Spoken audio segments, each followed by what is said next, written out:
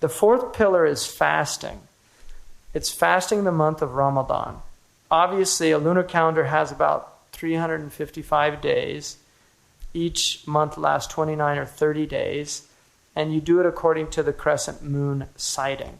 Now, I want to just look a moment at the idea of looking for a crescent moon and refer you to what you would call a phenomenological astronomer, somebody who's interested in astronomy for the phenomena and not for the theoretical aspect of it.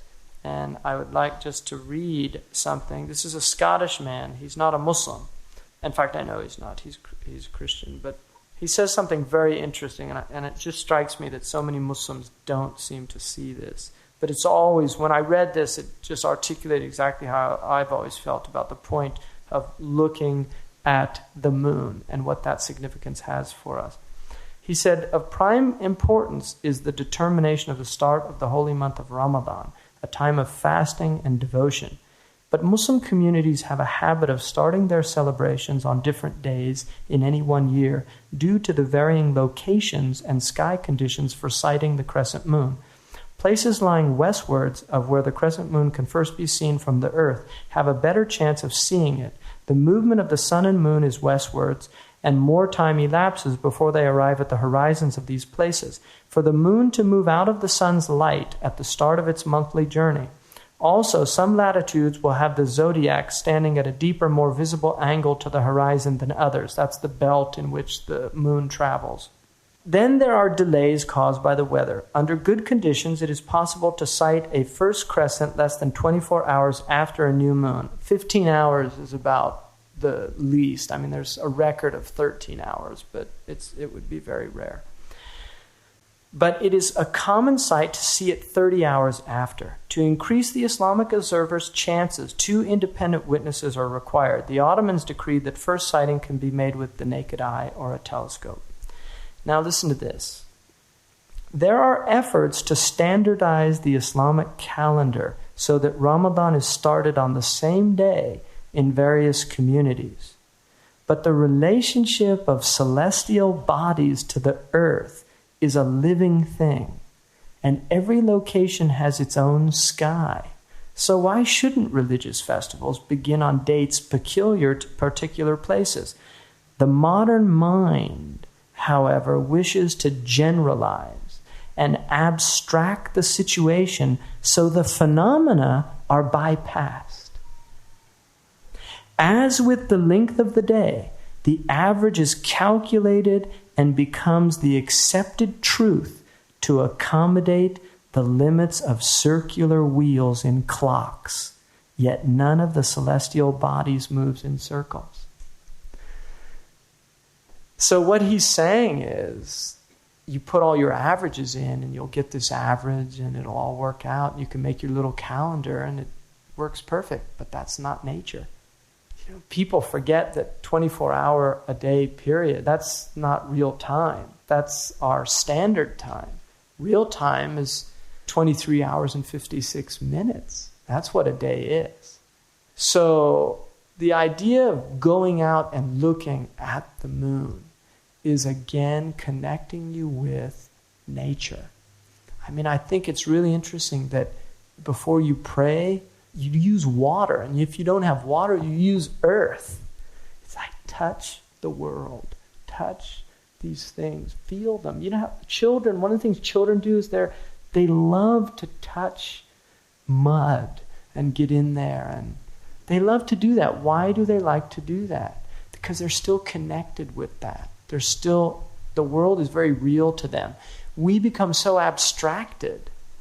And so these things are bringing us back to the basic elements of which we are composed. Earth and water, prayer, movement. Get in your body. People behind a desk all day, never stopping to...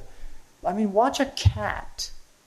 A cat could not sit behind a desk all day long. They're not insane. They have to move. They have to experience, they have to feel that. That's what they have to do. That's why cats do that. And then they do their wudu, right? They have to do all those things. They even do the wiping over the head. Have you ever watched them do that? That's what they're doing. They're in there. And all these animals, watch them, watch animals. People forget the Prophet ﷺ had goats in his yard. And we know how many, and he used to go out and milk them. He drank milk that came out of an udder. Have you ever had milk directly out of an udder? Right? Really? I mean, this is what Hakim is always asking people about that stuff. Really, have you experienced nature? And that's what going out and looking at the moon.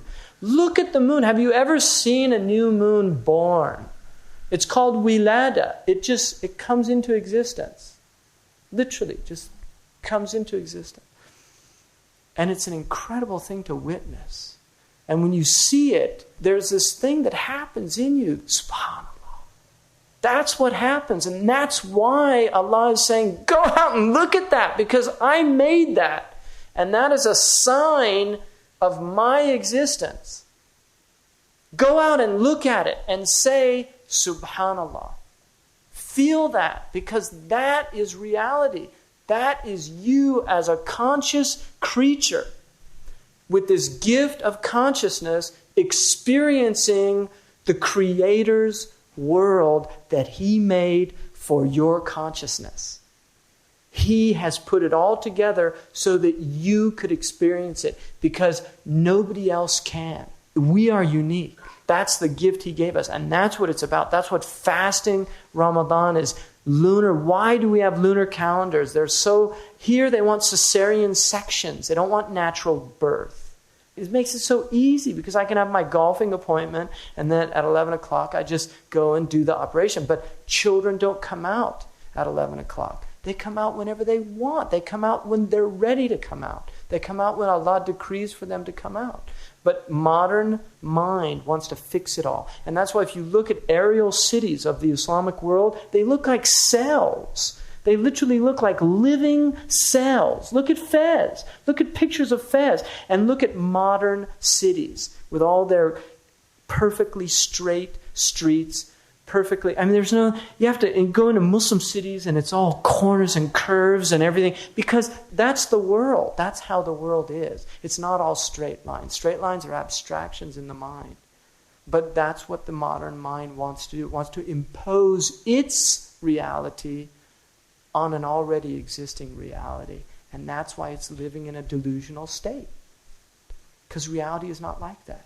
And Islam is about experiencing reality as it is. Allahumma arina ashya kama hiya. Oh Allah, show me things as they are. Not as I want them to be. Not as my filters project them to be. Show me them as they are. That was a dua of our Prophet. Show me things as they are. And that's Islam. And fasting is part of that. I mean, look at what fasting does.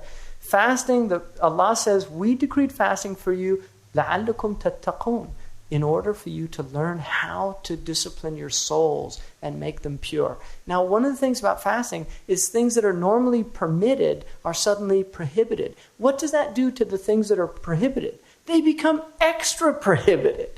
And suddenly you're aware of backbiting in a way you weren't aware of it during the rest of the year. Suddenly you're aware of looking at somebody lustfully in a way you weren't aware of it, because, oh my God, I'm fasting. In other words, what is normally permissible is now prohibited, and it makes the normally prohibited seem very, very real.